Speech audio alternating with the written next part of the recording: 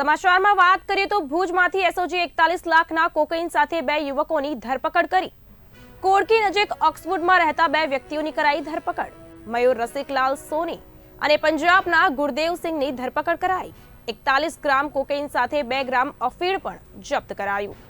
પંજાબથી અજાણ્યો શખ્સ કોકેઇન આપી ગયો હોવાનો ખુલાસો થયો છે। કાર, રોકડ તેમજ મોબાઈલ સહિત 46.20 લાખનો મુદ્દામાલ જપ્ત કરવામાં આવ્યો। આ મામલે વધુ વિગત આપવા માટે અમારા સંવાદદાતા પૃથ્વીરાજ જાડેજા જોડાઈ રહ્યા છે।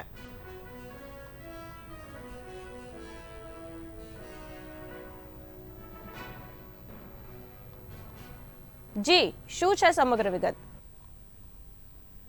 વાત કરવામાં આવે તો કચ્છને એક રીતે કહી શકાય કે ડ્રગ્સનું એક જે કહી શકાય હેન્ડલર તરીકે એક પ્લેટફોર્મ બનાવી દેવામાં આવ્યું છે। ત્યારે જ્યારે આંતરરાષ્ટ્રીય ડ્રગ્સ જ્યારે કચ્છમાં ઠલવાતો હોય છે ત્યારે આ વખતે એક રાજ્યથી બીજા રાજ્યમાં ડ્રગ્સ આવવાનો એક મામલો સામે આવ્યો છે, જેમાં એક સ્થાનિક પોલીસ એટલે કે એસઓજીની એક મોટી સફળતા મળી છે, જેમાંથી પંજાબથી જે ડ્રગ્સ જે કોકીન હતું એ કોકીન સાથે 2 શખ્સોને ઝડપી પાડવામાં આવ્યા છે, જેમાં ટોટલ કહી શકાય 41 ગ્રામ કોકીન સાથે 2 લોકોને ઝડપી પાડવામાં છે, જેની કિંમત અત્યારે લગભગ 41 લાખ રૂપિયાની આસપાસ આંકવામાં આવેલી છે। અને ખાસ કરીને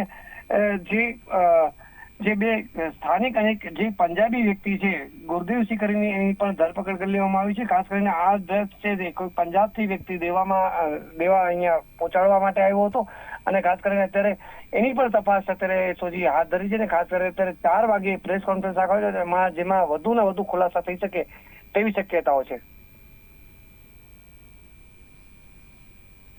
સમગ્ર વિગત આપવા બદલ આપનો આભાર।